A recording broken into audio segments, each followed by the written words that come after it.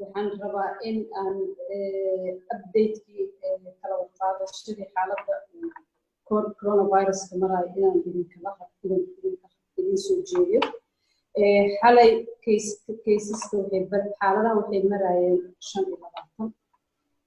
shalay kambiyoonkii la qaaday sambalkii la qaaday iyo maanta guud ahaan waxay isku ahaayeen 55 ruux ayaa laga qaaday sambal 32 ayaa waxay noqotay positive shalay iyo maanta kaliya marka lagu daro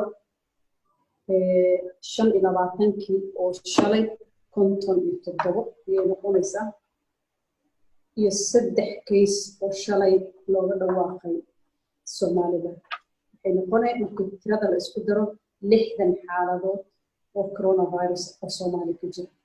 2 qof waa naga geeriyooday Allah u naxariisto 2 way ka caafimaadeen inta kalena waxaan rajaynaynaa haddii Allah idmo in ay caafimaad Ilaahay u siiyo. sidaad la socotaan cudur faafka waxay ku jira si xawli ayuu u socdaa bulshada. waxaa laga yaabaa dad badan oo qabo oo aan soo raadsanin inay isbaaraan ay jiraan. waxaan kula talinaynaa dadka in ay guryaha joogaan. sideedaba waxaa la baaraa qofka marka uu qabo qandho ilaa iyo 38 ama ka badan inay qofka neef qabadka oksijiinka uu ka yaryahay neefta ay dhibayso iyo qofa.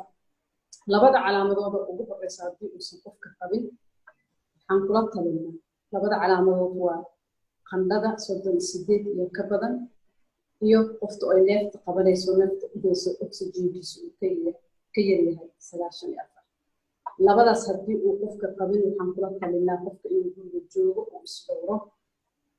haddii lacalla xaaladiisa ay xooga isbedesho oo inuu dhigtoodo markaas la soo waco nambarka uu soo waco ama isbitaalka ugu dhow oo tago kadibna maaragtay la kaalmeeyo oo isbitaallada la geeyo haddii alle. waxaan ku waaninaynaa dadka mar labaad in guryaha la joogo lays dhowro lays xakameeyo gacmaha si fiican loo dhaqo nadaafadda lagu dadaalo meelaha ciriiriga la iska dhowro ilaahayna aan barino cudurkan nafadiisa iyo dadkiisa ilaahay inuu